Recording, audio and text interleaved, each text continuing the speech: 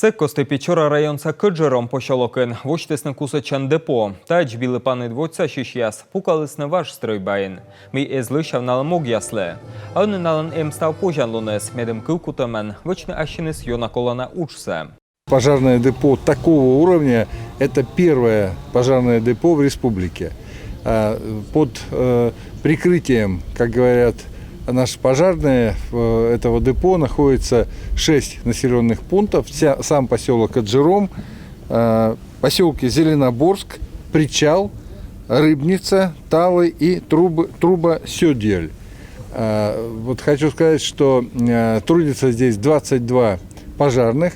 И самое важное, что наполнение или то, что включено вот в это пожарное депо, сегодня вызывает зависть у любого пожарного, не только в республике, но и в других регионах.